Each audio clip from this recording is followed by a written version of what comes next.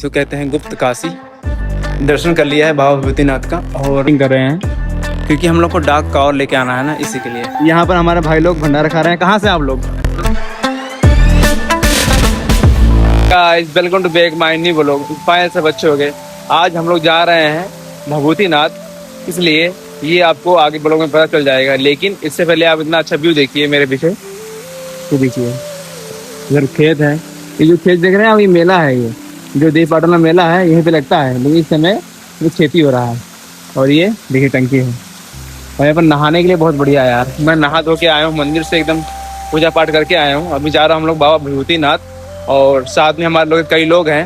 तो आपको इस ब्लॉग में बहुत ही सारा मजा आएगा और बहुत ही जानकारी भी मिलेगा आप लोग को। तो चलते हैं और हम लोग जाएंगे बाइक से और हम लोग कई लोग हैं। तो चलते हैं और आपको दिखाते हैं ब्लॉग, ठीक है? इस समय हम देव पाटन में हैं। देखिए